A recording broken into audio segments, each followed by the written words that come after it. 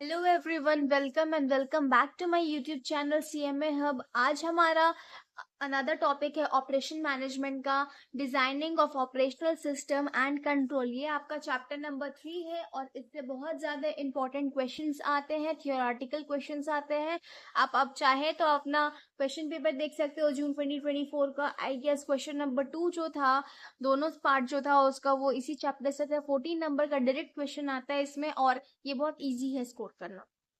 तो स्टार्ट करते हैं। स्टार्ट करने से पहले it's a request to you, to everyone, कि वीडियोस बनाने में बहुत मेहनत लगती है, बहुत टाइम जाता है। तो as a token of appreciation, do like, subscribe to my channel, share it with your friends जिनका दिसंबर में एग्जाम है। It will surely be helpful, I guarantee you this. चलिए अब टॉपिक को स्टार्ट करते हैं। Designing of operational system and control, इसमें दो सब पॉइंट्स है, product design and process design. अब आप बोलेंगे प्रोडक्ट डिजाइन क्या होता है? प्रोडक्ट डिजाइन आप वर्ड से समझ रहे होंगे कि प्रोडक्ट का डिजाइन कैसे होना चाहिए, कैसा नहीं होना चाहिए। तो आइए पॉइंट्स से पढ़ते हैं कि क्या बताना चाह रहे हैं। Refining of existing product. Refining मतलब आप रिफाइनिंग को ये समझ लो जैसे कि अगर उसका अपग्रेडेशन या फिर उसमें कोई चेंजेस लाके उसको अपग्रेड करके न्यू प्रोडक्ट को ये करना, वही प्रोडक्ट को न्यू तरीके से मार्केट में लाना, या फिर चेंजेस करके उसका क्वालिटी को इम्प्रूव करके उसका पैकेजिंग, लेबलिंग, जैसे जो भी करके वो प्रोडक्ट का डिजाइन को ये करना। तो पहला पॉइंट है आपका रिफाइनिंग ऑफ एग्जिस्टिंग प्रोडक्ट। दूसरा है डेवलपमेंट ऑफ न्यू प्रोडक्ट, यानी कि प्रोडक्ट डिजाइन क्या करता है, हेल्प करता है न्यू प्रोडक्ट को डेवलप करने में। अब देखो आज के टाइम पर इतने सारे न्यू प्रोडक्ट्स आ रहे हैं, तो अगर सबके डिजाइन अगर एक जैसे ही होंगे तो कस्टमर्स कंफ्यूज होंगे और उन्हें वो चीज कंफ्यूजन होगा कि किस प्रोडक्ट को लूं, क्योंकि प्रोडक्ट के में बहुत सारी चीजें लिखी होती है लेकिन उतना किसी के पास टाइम नहीं है कि वो प्रोडक्ट के बारे में पढ़ के उसके बाद उसको ये करे। इसलिए प्रोडक्ट आपका कैसा होना चाहिए, प्रोडक्ट आई कैची होना चाहिए, मतलब कि वो अट्रैक्ट होना चाहिए, अट्रैक्टिव होना चाहिए उसका पैकेजिंग, लेबलिंग, ताकि कस्टमर उसको तुरंत अट्रैक्ट करे और उसका प्रोडक्ट को ले। यही आप देखोगे तो मार्केटिंग स्ट्रेटेजीज में, मार्केट में ऐसे ही खेला जाता है। आप खुद भी जाओगे ना कोई प्रोडक्ट लेने के लिए, तो अगर दो प्रोडक्ट है लेकिन दो प्रोडक्ट है सेम चीज का, तो आप देखोगे कि आप अगर सडनली भी खरीद रहे हो ना, तो आप देखोगे जो आई कैची प्रोडक्ट रहेगा उसके तरफ आप अट्रैक्ट जल्दी हो जाते हो। ये कंज्यूमर्स की साइकोलॉजिकल टेंडेंसी है, हम जो चीज अट्रैक्ट करता है हम उसी को लेते हैं, पता नहीं उसमें कितना वैल्यू एडिशन है, क्या क्वांटिटी है, बट वी टेक इट। ठीक है। तो तीसरा पॉइंट है आपका satisfy customer demand and wants. आपका जो प्रोडक्ट होता है वो सिर्फ लेबलिंग से और पैकेजिंग से नहीं होना चाहिए, वो प्रोडक्ट आपका कस्टमर्स को सेटिस्फाई भी करना चाहिए। एक टाइम के लिए तो आप वो कस्टमर को मतलब बेवकूफ बना सकते हो अपना प्रोडक्ट को आई कैची बना के, या फिर उसमें उसको लेबलिंग अच्छे से करके, ब्रांडिंग अच्छे से करके, लेकिन अगर उसके अंदर जो जो भी गुड्स है वो अगर वैल्यू एडिशन है ही नहीं, तो कस्टमर उसको दूसरी बार नहीं लेगा और इनफैक्ट अपने फ्रेंड्स, अपने रिलेटिव्स जो भी होंगे उनको भी अवॉइड ही करेगा कि आप भी मत लीजिए ये प्रोडक्ट को, ताकि उनसे जो मिस्टेक हुई उनके नोन वन से या लव्ड वन से मिस्टेक ना हो। ठीक है। तो सेटिस्फाइंग कस्टमर वांट्स, तो सबसे इम्पोर्टेंट तो मुझे लगता है कि प्रोडक्ट को सेटिस्फाई करना चाहिए कस्टमर का वांट्स को, क्योंकि कस्टमर जो नीड से आया है, जिस रिक्वायरमेंट से वो प्रोडक्ट को उठा रहा है, वो उसका रिक्वायरमेंट को फुलफिल करना चाहिए, उसके नीड्स को फुलफिल करना चाहिए। फोर्थ पॉइंट है फॉर्मुलेटिंग क्वालिटी गोल्स। एक क्वालिटी गोल्स मतलब कि आपका क्वालिटी होना चाहिए, ऐसा नहीं है कि आपका क्वांटिटी में आप बढ़ा दे रहे हो प्रोडक्ट को और क्वालिटी आपकी बहुत बेकार है, तो फिर वैसा प्रोडक्ट भी नहीं होना चाहिए। आजकल आप देख ही रहे हो कि आजकल का हमारा जनरेशन भले क्वालिटी कम हो लेकिन अगर वो उस पर क्वालिटी अच्छा है, क्वांटिटी कम हो लेकिन भले अगर क्वालिटी अच्छा है, तो हम लोग क्वांटिटी को अवॉइड करके क्वालिटी के बेसिस पे वो प्रोडक्ट को ले लेते हैं। बिकॉज आज का जनरेशन जो वो तो हेल्थ कॉन्शियस हो गया, और आज के टाइम पे जितना हेल्दी फूड एक्सपेंसिव नहीं, उतना स्लिम रहना, फिट रहने का फूड एक्सपेंसिव। आप देखोगे कभी आप जाओ ग्रोसरी मार्केट्स, कोई वी मार्ट, जियो मार्ट वगैरह, रिलायंस फ्रेश वगैरह, आप जाके देखो तो स्लिम फैट मिल्क जो होता है वो कंपैरेटिवली नॉर्मल मिल्क से ज्यादा एक्सपेंसिव हो। आज के टाइम पर हेल्दी रहना ज्यादा एक्सपेंसिव हो गया है। तो ये इसलिए भी हो रहा है क्योंकि आज के टाइम पे बहुत सारे डिजीजेस आ गए, बहुत सडन हो गए, इस वजह से आपको क्वालिटी गोल्स मिल लेते हैं कस्टमर्स, ठीक है। फिफ्थ पॉइंट है फॉर्मुलेटिंग कॉस्ट टारगेट्स, मतलब कि ऐसा भी ना हो कि आप कंज्यूमर का ही सोच रहे हो और अपना फायदा देख ही नहीं रहे हो। ऐसा ना हो कि कंज्यूमर्स के लिए आप मतलब कि हाँ हम मतलब अपने घर से ही पैसा लगाना हो तो हम लगा देंगे और प्रोडक्ट को बनाएंगे, उसको इम्प्रूव करेंगे और आपका कॉस्ट ही नहीं बच रहा, तो फिर फायदा है कि अगर आपका पैसा घर से ही लग रहा है तो कॉस्ट भी मैटर करता है। कॉस्ट को भी आपको मिनिमाइज करना है और आपको अपना प्रॉफिट को भी मैक्सिमाइज करना है। फिर आता है डॉक्यूमेंटेशन ऑफ डिजाइन, आपको अपना डिजाइन को भी डॉक्यूमेंट करना है, कैसा डिजाइन है कैसा नहीं। आपको अपना कॉम्पिटिटर्स पे हमेशा आई रखना है कि कैसा है वो, कैसे वो कॉम्पिटिटर से हमें आगे बढ़ना है। You have to grab the opportunity, you have to be very proactive, you have to be eye catchy कि आपका कॉम्पिटिटर क्या ऐसा नहीं कर रहा है जो आपको करना चाहिए, क्या स्ट्रेटेजीज बनाना चाहिए ताकि आपको आपके कॉम्पिटिटर से पहले कोई भी प्रोडक्ट या कोई भी अपॉर्चुनिटी मिल जाए और उसे आप ग्रैब करके आगे बढ़ सको, लीड कर सको। अब आते हैं objectives of product design. Product design के क्या क्या ऑब्जेक्टिव्स है? डिजाइन का objectives, profitability in the long run. कोई भी प्रोडक्ट आप देख लो उठा के, वो अगर प्रॉफिटेबल नहीं है लॉन्ग रन में तो फिर वो प्रोडक्ट आपका चलता नहीं है ज्यादा। ऐसी दुनिया में बहुत सारे प्रोडक्ट है जो आए हैं और शॉर्ट रन में खेल के चल गए, एक टाइम पे उनका बहुत वैल्यू रहा है, एक टाइम के बाद अब वो लोग प्रिफर नहीं करते। आज आप देख लो कॉम्प्लान, हम लोग छोटे थे तब Complan was like a myth कि मतलब कि कॉम्प्लान पीने से हाइट बढ़ता है, ये होता है। तो अगर आप प्रॉफिटेबल नहीं हो तो फिर आप जितना भी कर लो, आज कॉम्प्लान हार्डली कोई पीता है अपने घर पे।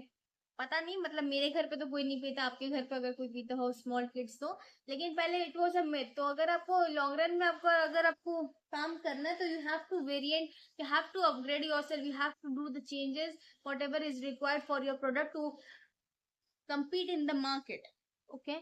दूसरा पॉइंट है रिड्यूस कॉस्ट ऑफ प्रोडक्ट, यानी कि आपको कॉस्ट आपको मिनिमाइज करना है। अगर आपको प्रॉफिट मैक्सिमाइज चाहिए तो उसके लिए आपको कॉस्ट मिनिमाइज करना ही होगा, क्योंकि कॉस्ट मिनिमाइज नहीं करोगे तो फिर प्रॉफिट कैसे मैक्सिमाइज होगा, ठीक है। क्वालिटी इंप्रूवमेंट, आपका क्वालिटी हमेशा इंप्रूव होना चाहिए। ऐसा नहीं कि आपका प्रोडक्ट का गुडविल अच्छा बन गया है तो उसके बाद आप क्वालिटी में कुछ गड़बड़ कर दो या क्वालिटी उस अकॉर्डिंग ना दो या क्वांटिटी में कमी कर दो।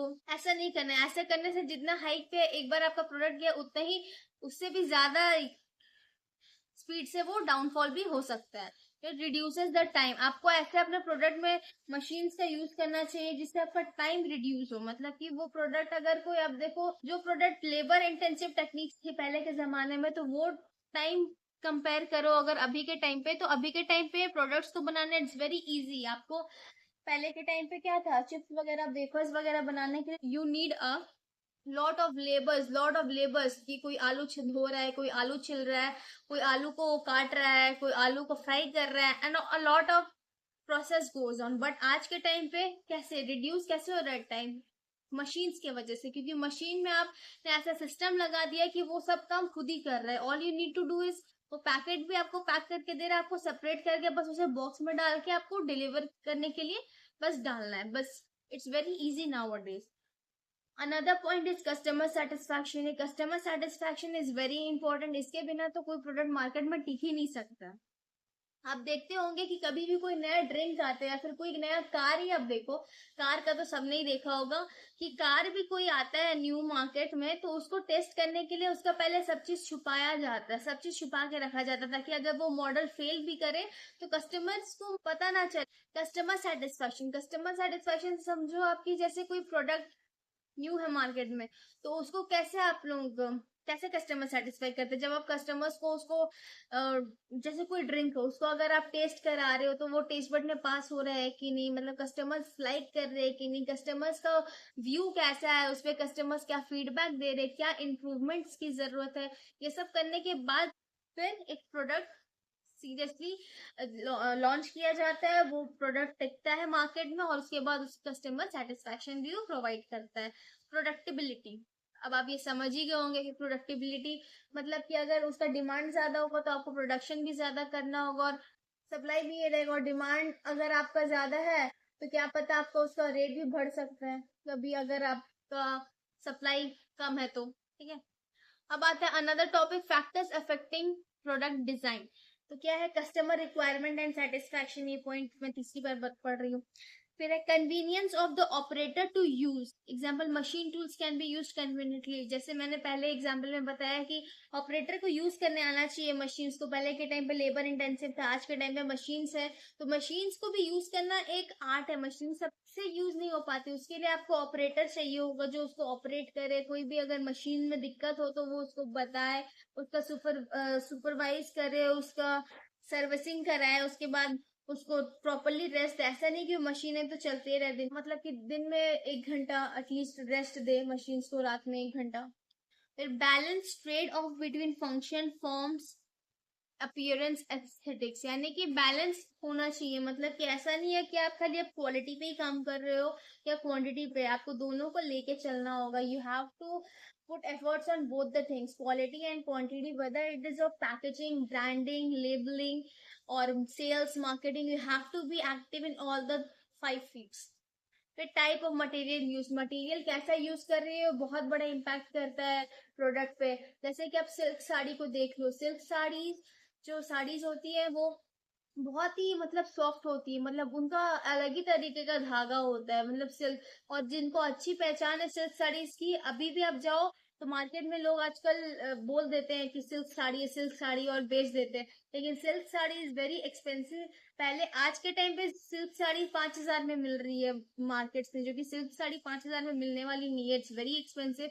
कम से कम 40-50 हजार, 60,000 या उससे ऊपर, मतलब मुझे ऐसा लगता है कि 40-45,000 के बाद ही सिल्क साड़ी का एक्चुअल मतलब स्टार्ट होता है प्राइसिंग। तो इसीलिए सिर्फ मटेरियल कैसे यूज कर रहे हैं, कोई अगर कस्टमर्स है तो उन्हें उस चीज के लिए एक्टिव होना चाहिए, और प्रोडक्ट डिजाइन भी देखना चाहिए। सिर्फ डिजाइन से इम्प्रेस नहीं होना चाहिए, आपको क्वालिटी भी देखना चाहिए। फिर वर्क मेथड्स एंड इक्विपमेंट्स, आप कैसे इक्विपमेंट्स यूज कर रहे हो अपने प्रोडक्ट को बनाने के लिए। फिर कॉस्ट प्राइस रेशियो, क्या कॉस्ट लग रहा है कोई प्रोडक्ट को बनाने के लिए, क्या मार्केट पे उसका प्राइस है। आप ऐसा नहीं कर सकते कि मतलब आपका कॉस्ट अगर 40 रुपए लग रहा है तो, और अगर आपका प्रोडक्ट कॉम्पिटिटर वो 50 रुपीज में बेच रहा है तो आप 55 में बेच दो, जस्ट बिकॉज कि आपको प्रॉफिट मैक्सिमाइज करना है। आप ऐसा नहीं कर सकते, तो फिर आपका प्रोडक्ट कोई नहीं लेगा, क्योंकि आपका कॉम्पिटिटर उसे सस्ते में बेच रहा है। तो आपको अपने कॉस्ट को ही मिनिमाइज करना है, क्योंकि जो मार्केट में प्राइस है उसको डिफ्रेंशिएट करना है, जब टफ जॉब। वो प्राइस डिफ्रेंशिएशन का एडवांटेज सिर्फ जो मोनोपोली मार्केट होता है उसी में होता है, क्योंकि उसमें सैलरी एक होता है, और उसमें की मतलब प्रोडक्ट के लिए बहुत ये रहती है कि मतलब हाँ मुझे मिल जाए, कोई भी प्राइस देने के लिए रहता है, या फिर वो सुप्रीम प्रोडक्ट्स है तो। लेकिन अगर ये नॉर्मल प्रोडक्ट्स है, नॉर्मल गुड्स है, तो आपको मार्केट के प्राइस के अकॉर्डिंग ही करना है, नहीं तो फिर आपके लिए लॉस क्रिएट हो सकता है। इफेक्ट ऑफ एग्जिस्टिंग प्रोडक्ट, यानी कि अगर आपका न्यू प्रोडक्ट बन रहा है, प्रोडक्ट डिजाइन हो रहा है, तो उसमें आपका इफेक्ट कैसा है, एग्जिस्टिंग प्रोडक्ट पे वो क्या इफेक्ट डाल रहा है। जैसे कि अगर आप 2-3 प्रोडक्ट बनाते हो, तो आपका 2 प्रोडक्ट है और तीसरा प्रोडक्ट में आपने बहुत ज्यादा R&D की है, बहुत ज्यादा रिसर्च की है, बहुत ज्यादा पढ़ाई करके उसे लॉन्च करा है, तो आप देखोगे ना कि आपके वो 2 प्रोडक्ट में कैसे इफेक्ट पड़ रहा है। तो हो सकता है कि वो 2 प्रोडक्ट आपके पहले अच्छे नहीं चल रहे हो, बट बिकॉज आपका थर्ड प्रोडक्ट इतना सॉलिड है, इतना अच्छा है, उसके वजह से आपके दोनों और प्रोडक्ट जो रिमेनिंग थे वो भी हाइक पे चल जाए, बिकॉज ऑफ वन प्रोडक्ट, जिस एक प्रोडक्ट पे आपने मेहनत की। तो इससे ये बता रहा है कि इफेक्ट ऑफ एग्जिस्टिंग प्रोडक्ट। ठीक है। Again it's packaging, packaging is very important, जैसे मैंने आपको स्टार्टिंग में बताया था, it should be very eye catchy, नहीं तो आपका प्रोडक्ट कोई क्यों ही लेगा। अगर आपका प्रोडक्ट अगर आप बेकार पैकेजिंग है या फिर बहुत डल कलर्स है जो पसंद नहीं आ रहे, तो फिर क्यों ही लोग आपके प्रोडक्ट को लेंगे। So first impression is like looks. ठीक है। अदर इज प्रोडक्ट क्वालिटी, फिर वही चीज है कि क्वालिटी आपका, क्वांटिटी भले आप कुछ भी दो लेकिन क्वालिटी आपको देना चाहिए, जो क्वालिटी आपसे कस्टमर डिमांड कर रहा है। प्रोसेस कैपेबिलिटी, ऐसा नहीं हो कि आप मशीन्स में, अगर आपका मशीन 1,000 यूनिट बनाता है एक दिन में वो प्रोडक्ट का, तो अब ऐसा नहीं है कि आप 1,500 यूनिट्स उससे बनवाओ, तो फिर उसका प्रोसेस का कैपेसिटी नहीं रहेगा, तो ऑब्वियसली क्वांटिटी क्वालिटी दोनों में इफेक्ट पड़ेगा, और उसकी वजह से आपको in long run loss face करना पड़ सकता है। Okay.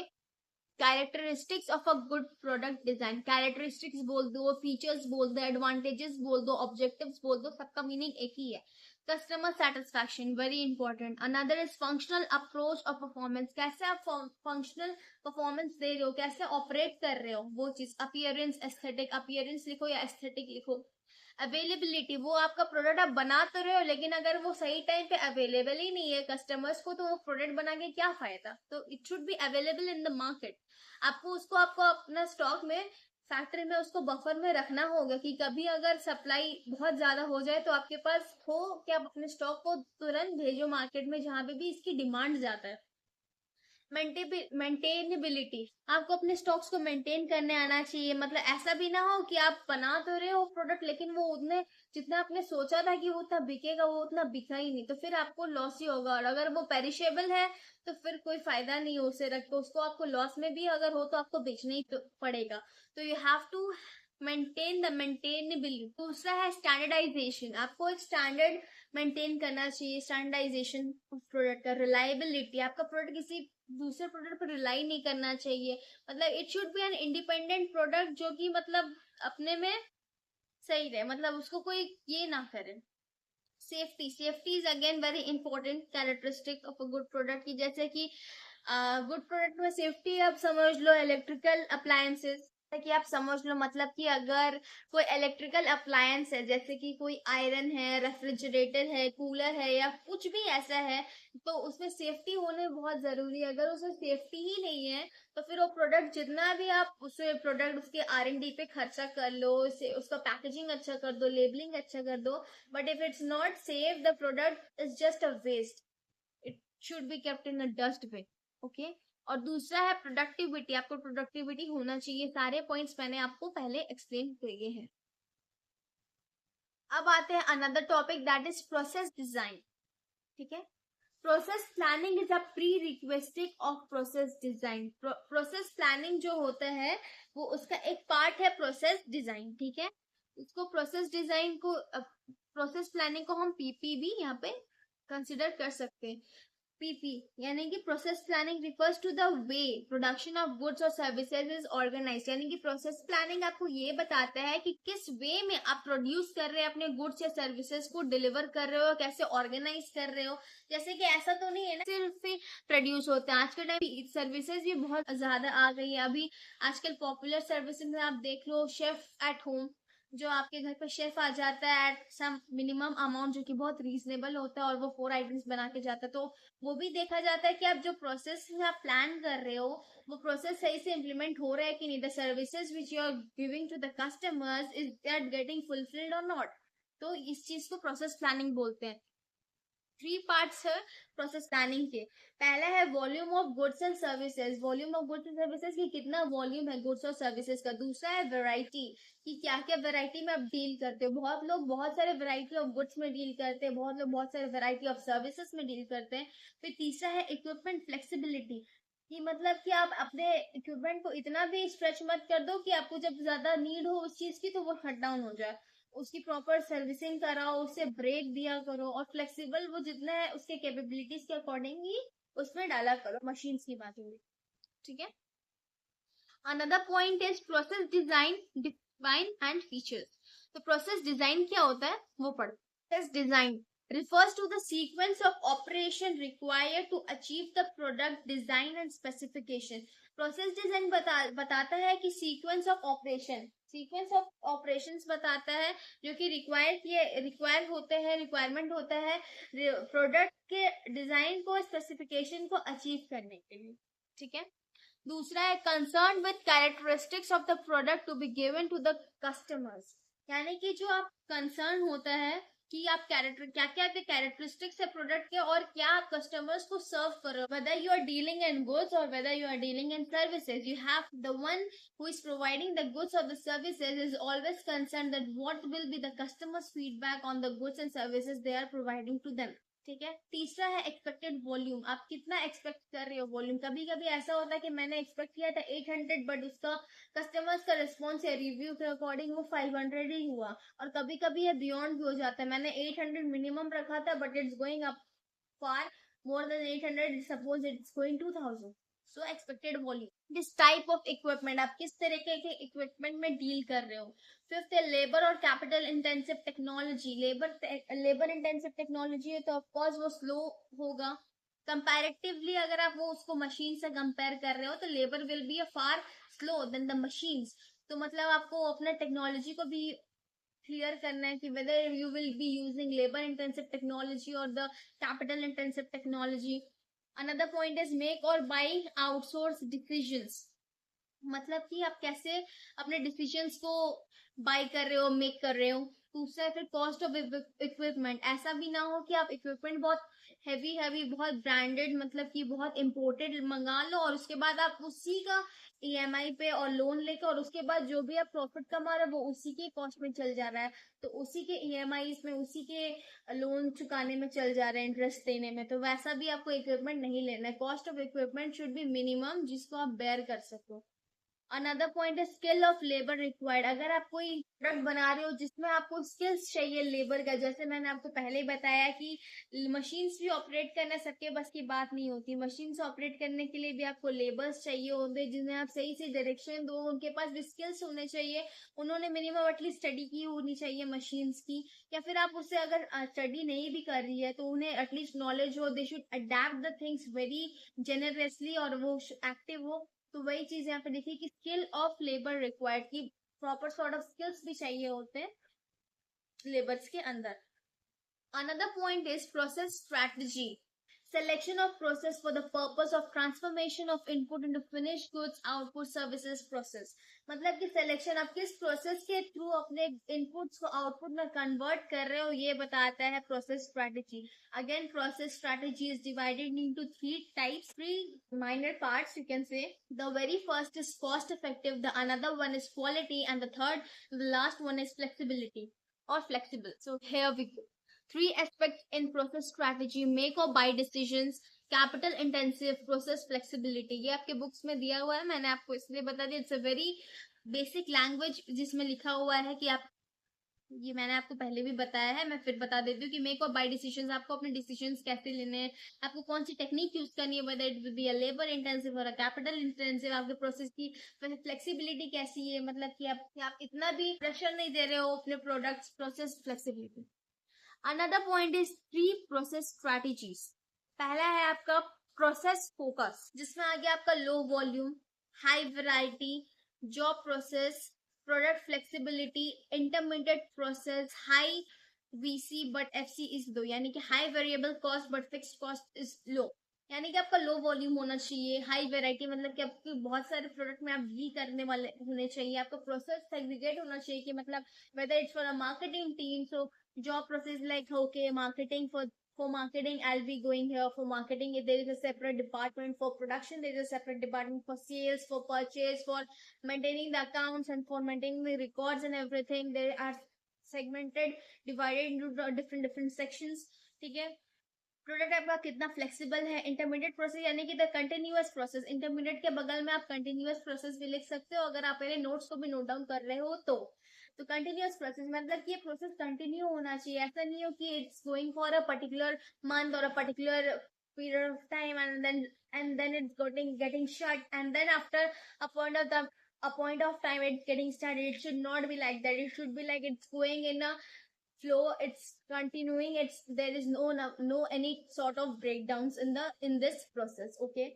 And the last point is high variable cost but fixed cost is low. यानी कि fixed cost जो हो गया आपका, जैसे कि machines में जो आपके लगे जो एक्सपेंस हो गया high BC but FC is low. यानी कि वेरिएबल कॉस्ट जो है वो तो चेंज होते रहते हैं, जैसे कि सैलरीज हो गए, कमीशन हो गया, बोनस हो गया, ये सब आपके वेरिएबल कॉस्ट आ गए. But fix cost should be low, यानी कि फिक्स कॉस्ट जो है आपका सर्विसिंग चार्जेस हो गए, मशीन को कैपिटल को इन्वेस्ट करना, ये सारी चीजें हो गए. ठीक है. जैसे एग्जांपल आप देख सकते हो फर्नीचर मेकिंग में जो पैसा लगेगा it's a one time investment. Welding में, पेंटिंग में, ये सारी चीजें होती है. ठीक है. अब है दूसरा पॉइंट है आपका, दूसरा प्रोसेस स्ट्रैटेजी है आपका प्रोडक्ट फोकस. प्रोडक्ट फोकस में आपका पहला पॉइंट है हाई वॉल्यूम. आपका वॉल्यूम हाई होना चाहिए. दूसरा आपका लो वेराइटी. इसमें आपका प्रोडक्ट फोकस, अगर आप ज्यादा प्रोडक्ट में डील करोगे ना, जैसे कि आप हिमालय का देख लो, हिमालय के बहुत सारे प्रोडक्ट्स है बट वो सारे एक टाइम पर वो इतने सारे प्रोडक्ट में डील करता था कि मेरे घर पर तो सारा हिमालय का ही प्रोडक्ट. बट हिमालय फिर एक एक प्रोडक्ट को उतने सारे प्रोडक्ट के साथ डील नहीं कर पाया, इसलिए वो अपने प्रोडक्ट्स को कम रखा और जो वो उसका मेन मार्केट था हिमालय का जो अभी भी चल रहा है वो उस पे खेला. वो बाकी सारे जो प्रोडक्ट्स थे उसके, जिससे उसको प्रॉफिट मिल ही नहीं रहा था, उससे उसने बंद करा। तो मतलब कि अगर आप लो वैरायटी भी दे रहे हो ना प्रोडक्ट पे, और आपका प्रोडक्ट का फोकस अच्छा, आपकी क्वालिटी में इम्प्रूवमेंट रहती है हमेशा, आप कस्टमर्स के फीडबैक को सीरियसली लेते हो, आप डिजायर, आपको पता, आपको विलिंगनेस है कि कस्टमर्स को क्या चाहिए आपके प्रोडक्ट से, और आप ऐसा अपना प्रोडक्ट बना रहे हो कि जब भी अगर वो प्रोडक्ट के बारे में कोई बात करे कि हमको ऐसा नीड है, तो वो ही प्रोडक्ट आपका, जो भी आप शॉप से ले रहे हो, वो प्रोडक्ट ही आपको फर्स्ट प्रेफरेंस पे दिया जाए। तो भले आप लो वैरायटी में डील कर रहे हो, बट अगर आपका प्रोडक्ट बहुत अच्छा है तो आपको प्रॉफिट ही होगा। और वही अगर आप बहुत सारे प्रोडक्ट में डील कर रहे हो, तो हर प्रोडक्ट पे उतना ज्यादा रिसर्च एंड डेवलपमेंट करना, उतना ज्यादा फोकस करना would be a difficult task. Another point is continuous process. Again it should B R&D होना चाहिए आपका रेगुलर बेसिस पे। ऐसा नहीं कि वो एक टाइम पे हुआ फिर 6 महीने बाद स्टार्ट हुआ। आपको अपने क्वालिटी में हमेशा इंप्रूव करना चाहिए। जैसा कि आप ऑपरेशन मैनेजमेंट में पढ़ोगे ही, एक टॉपिक आपका है आपका TQM, टोटल क्वालिटी मैनेजमेंट। मतलब कि आपको क्वालिटी मैनेजमेंट करते रहना, मतलब आपको अपना क्वालिटी को इम्प्रूव ही करते रहना है, whether it is been good, but आपको और उसको बेस्ट बनाना है। आपका फिक्स्ड कॉस्ट हाई रहता है और वेरिएबल कॉस्ट लो रहता है। अनदर है स्टैंडर्डाइज प्रोडक्ट होते हैं आपके। एग्जाम्पल्स में आप लिख लो FMCG कंपनीज, FMCG प्रोडक्ट्स, जैसे glass, steel, chemicals, bulbs, machines etcetera. आपका 3 प्रोसेस स्ट्रैटेजी में अनदर प्रोसेस स्ट्रैटेजी है repetitive focus. It lies between product and process focus. Repetitive focus word से समझ में आ रहा है कि ये दोनों के बीच में लाई करेगा, जो पहले हमने 2 स्ट्रैटेजीज पढ़ी थी। उसके बाद इसका एग्जांपल में आप लिख सकते हो assembly line, assembly of automobile, house hold appliances, personal computers. अब आपका अनदर टॉपिक है प्रोसेस चॉइस, यानी कि जॉब शॉप प्रोसेस। अब इसमें प्रोसेस चॉइस में हम पढ़ेंगे इसके फीचर्स। जॉब शॉप प्रोसेस या फोकस, मतलब जॉब मतलब कि प्रोसेस, एक फोकस प्रोसेस जो है इस पे फोकस करके रहना है, ऐसा नहीं कि डाइवर्ट होना। दूसरा continuous process product focus, continuous process होना चाहिए, रिपीटेटिव प्रोसेस होना चाहिए, प्रोजेक्ट प्रोसेस होना चाहिए। प्रोजेक्ट पे भी आपको ध्यान देना चाहिए कि जो आप प्रोजेक्ट बना रहे हो वो प्रोजेक्ट कितना एफिशिएंट और कितना इफेक्टिव और कितना आपको वो प्रॉफिट देगा या नहीं देगा। Same as continuous process, only sliding moderate volume, moderate variety of goods services is produced. अब ये name of nature of product है और प्रोडक्ट टाइप है। आप चाहें तो आप इसे नोट डाउन कर सकते हैं। नेचर ऑफ प्रोडक्ट में पहला है आपका building of dams, hospital, bridges, ये आपका प्रोजेक्ट प्रोसेस हो गया। स्टील आपका कंटिन्यूअस प्रोसेस हो गया। Sugar again it's a continuous process. Cements, chemicals, fertilisers again it's a chemical continuous process. Paint is a batch process, ये बैचेस में होते हैं। Ice cream it's a batch process. Tailor job shop. Tool die shop is a job shop. Parlors again a job shop. Development of new product, it's a project. Petroleum products is a continuous process. Computers, automobiles, appliances, or assembly of toys, household appliances is a repetitive process. Okay. The another topic, PLC, project life cycle, is a very important topic. So let's begin with it. ये diagram आपको note कर लेना चाहिए।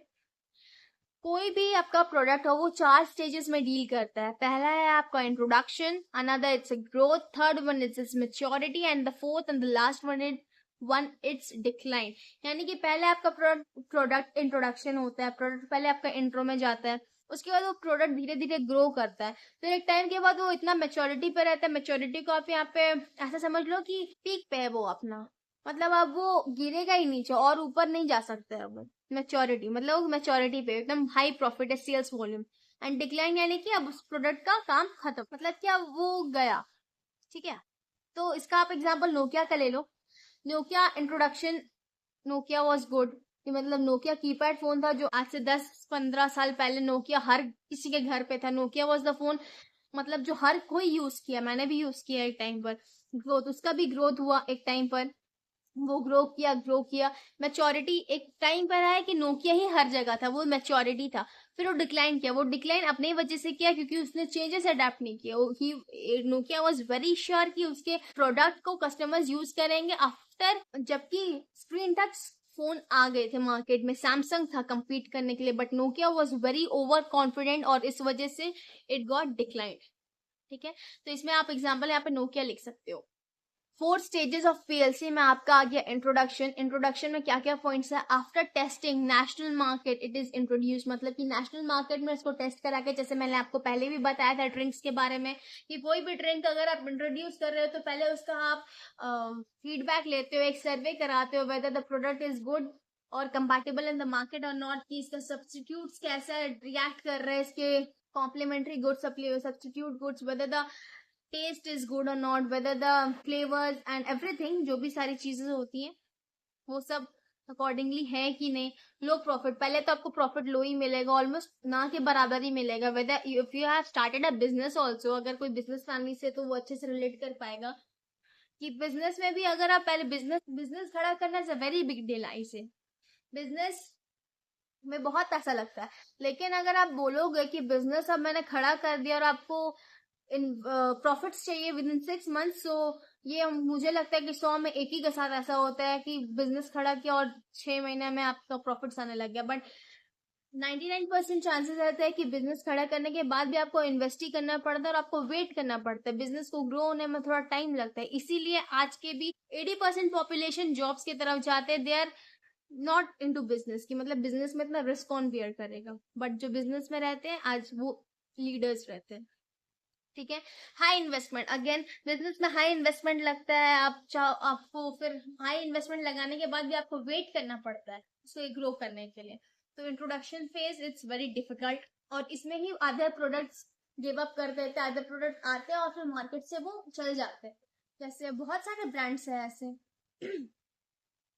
दूसरा है growth, इसमें हो गया प्रॉफिट राइजेस, प्रॉफिट आपका धीरे धीरे राइज करने लगता है, सेल्स राइज करने लगता है, स्ट्रैटेजीज जो आपने बनाए वो आपके फेवर में काम करती है।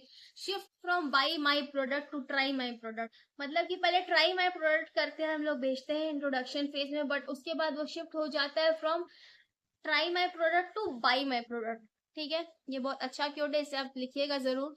फिर है आपका create competition in the market, और ग्रोथ पे रहता है तो ऑफकोर्स प्रोडक्ट आपका compete करेगा आपके जो पहले राइवल्स रह चुके हैं, पहले से जो कंपिटिटर्स बैठे हैं मार्केट में उनके प्रोडक्ट से, तो ग्रोथ में यही सब है। मैच्योरिटी में आपका प्रमोशन आ गया, ब्रांड फोकस आ गया, growth slows down, retain the existing market share, reaping the benefits, यानी कि प्रमोशन तो होता ही है, ब्रांड पे फोकस किया जाता है और ग्रोथ एक टाइम के बाद रुक जाता है। एग्जिस्टिंग मार्केट में मतलब उसके भी, जैसे कि ये प्रोडक्ट आपका आया तो ऐसे और भी सारे प्रोडक्ट आ सकते हैं, तो उसके बाद वो शिफ्ट हो जाता है, उस कस्टमर्स चेंज हो जाते हैं, बहुत कस्टमर्स अगर लॉयल है, जैसे एप्पल इज समथिंग, वो अपने टेक्नोलॉजी के को बीट करना अभी भी कोई भी एंड्रॉइड फोन के बस की बात नहीं है, तो इसीलिए इट्स वेरी डिमांड है उसका, मोनोपोली है उसकी। लेकिन यहाँ पे मेच्योरिटी, लेकिन एक टाइम के बाद एप्पल का भी प्राइस गिरेगा अगर एलॉन मस्क अच्छा कुछ लाते हैं तो। अनदर है इज डिक्लाइन में आपका आ गया कि प्रॉफिट डिक्लाइन होगा, सेल्स डिक्लाइन होगा, customer will find substitute for your product, competition is very high, product life cycle comes to an end finally. तो यही सारी चीजें होती, सारी चीज डिक्लाइन होती जाएंगी, और उसके बाद जैसे ग्रोथ में सब चीज बढ़ेंगी, डिक्लाइन में आपकी सारी चीज ऑपोजिट हो जाएंगी। तो PLC is used as a managerial tool or a marketing strategy for forecasting the life cycle of a product. तो PLC इसीलिए इसको 4 फेज में डिवाइड किया जाता है ताकि इससे हम फोरकास्ट कर सके, प्रिडिक्ट कर सके प्रोडक्ट का फ्यूचर के बारे में। That's all for the topic. I hope you like this video. Please do share, subscribe to my channel and share to your CMA friends. And if you are preparing for the exam, और मुझे आप please comment section में बताएं कि आपको किस topic पे video चाहिए, सो दैट मैं उस टॉपिक पे वीडियो बनाऊं, और अगर आपको कोई और सब्जेक्ट में भी डाउट है तो please let me know in the comment section, so that मैं उस पर भी वीडियोस बनाऊं। और अगर आपको स्क्रीनशॉट लेना है इन टॉपिक्स का तो okay, so please let me know in the comment section and please do subscribe to my channel. Thank you, and मिलते हैं अगले वीडियो में। Bye bye.